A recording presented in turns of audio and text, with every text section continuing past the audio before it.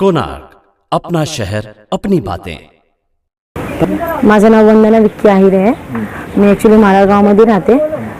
मी विक्कीची दुसरी second wife आहे आणि आमचं काहीच असं दुश्मनी कोणासोबत नव्हती। पहिली गोष्ट का माझ्या नवऱ्याला फसवलेलं गेलेलं आहे। माझ्या नवऱ्याला फसवलं आणि रात्री माझ्या नवऱ्याला पोलिसांनी बोलवलं की बाबा ये तुला चौकीमध्ये काम आहे।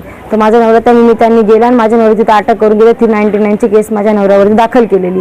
ठीक आहे, माझ्या नवऱ्याला जमा केलं। माझ्या नवऱ्याला बोलतो तुम्ही चोरी केली, हे केलं। आम्ही त्यांना विचारलं की तुमच्याकडे काय सबूत आहे, आम्हाला दाखवा ना। चोरी जर केली असेल तर माणसाला निशाण तरी माहिती पडतं की बाबा हागाळ्यातून चेन चोरी केली, काय चोरी केली, त्याचं निशाण तर असेल ना। तो बोलतात काय नाही, तुझा नवरा पहिल्यापासून चोर आहे, तुझा नवरा गुंडा आहे। मान्य करते माझा नवरा गुंडा आहे, पण माझा नवरा चोरी नाही करत ना। आता 2 वर्षापासून तो सुधारलेला आहे। तो सुधारलेला हे लोक जाणीबुजीने त्याला हे करतात ते। मग त्याच्यावरती केस का दाखल केली? माझं हेच कर्तव्य आहे की बाबा त्यांनी काही नसेल करून पण त्याच्यावर जबरदस्ती ही केस दाखल केलेली। परवाच्या रात्री जसं त्याला जमा केला, मी घरामध्ये एकटीच होते। माझ्या घरामध्ये येऊन माझ्या बच्चूला मारलं, मला मारलं, माझं पूर्ण हात सुजलेला आहे। कोणी मारहाण केली? बंड्यानी आणि यांनी अशोकनी।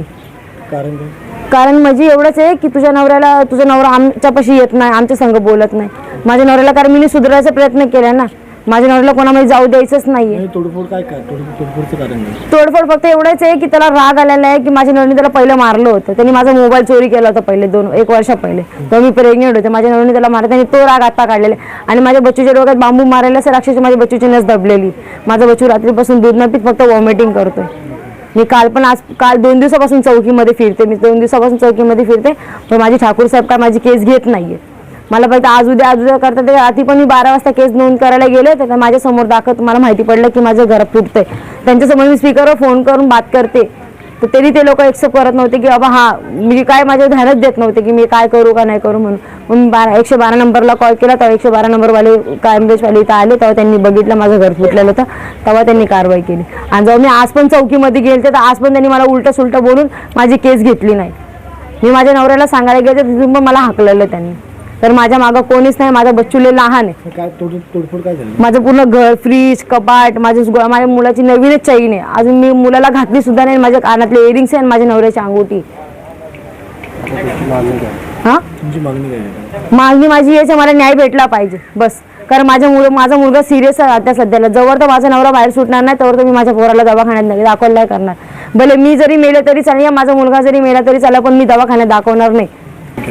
मेरे पापा गए काम पे और बाइक लेके आया, बोला कि चलो काम पे जाना है ना। बोला हाँ जाना है, तो बोला चलो मेरे पास काम है।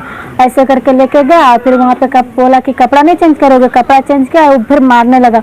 मारने के बाद जब हो गया, वो लोग मास्क लगाया था चेहरे पे और पूरा मारने लगा। मारने के बाद जब बोला कि फिर पत्थर जब उठाने गया, फिर से धक्का दे दिया, बिल्डिंग से ही धक्का दे दिया और वो लोग भाग गए। कौन मारपीट किसने की? 4 लोग थे। किसने मारा? मेरे पापा सरिया से मारा, मुक्का से, गुस्सा से मारा, अंदर ही मारा। नाम क्या है वो लोग का?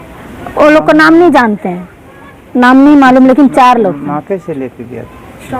आदि नाम है, आदि और कृष्णा था।